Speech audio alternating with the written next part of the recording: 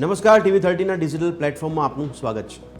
સમગ્ર ગુજરાતમાં અત્યારે એક ધાર્મિક તહેવારની જેમ અનેરો ઉત્સાહ જોવા મળી રહ્યો છે અને એ ઉત્સાહ છે સોમનાથ સ્વાભિમાન પર્વની।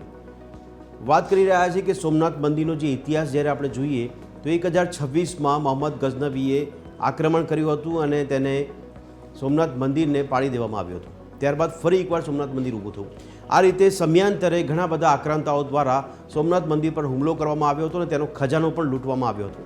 મોહમ્મદ ગઝનવીમાં પણ એ જ કેસમાં જોવા મળ્યું હતું કે સોમનાથ મંદિર પર હુમલો કર્યો અને એ સમયે કહેવાય છે કે અંદાજિત 50,000થી વધારે લોકો માર્યા ગયા હતા અને ત્યારબાદ સોમનાથ મંદિર પર ચઢાણ કરવામાં આવ્યું અને સોમનાથ મંદિરનો ખજાનો લૂંટી લેવામાં આવ્યો હતો। તેને મોહમ્મદ ગઝનવી લઈ ગયો હતો।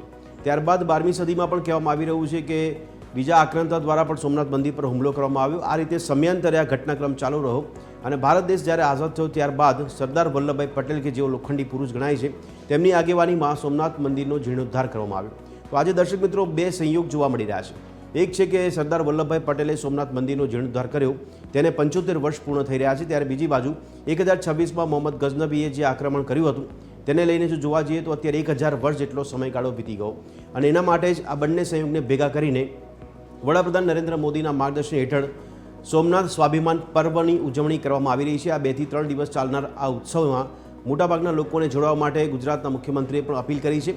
તો સાથે સાથે ઘણા બધા મહાનુભાવ પણ આમંત્રિત કરવામાં આવ્યા છે અને તેમાં મોટો જમાવડો જોવા મળશે મહાનુભાવનો અને એવામાં ગુજરાતની પ્રજાને એક અનેરો અવસર અને ગુજરાતની ધરતી પર સોમનાથ માટે સ્વાભિમાન પર્વની ઉજવણીનું સંપૂર્ણ આયોજન કરવામાં આવ્યું છે, જેને લઈને સમગ્ર વહીવટી તંત્ર છે તે કામે લાગી ગયું હતું અને તમામ પ્રકારનું આયોજન કરવામાં આવ્યું છે, જેમાં જાહેર અપીલ પણ કરવામાં આવી છે કે લોકો વધારેમાં વધારે આ પર્વમાં જોડાય અને સોમનાથનું શૌર્ય અને ઇતિહાસી જે વારસો છે એને જાણવાનો પ્રયત્ન કરે। સાથે સાથે નરેન્દ્ર મોદી દ્વારા સંબોધન પણ કરવામાં આવશે અને ગુજરાત સહિત દેશની પ્રજાને પણ તેઓ સંદેશ આપશે।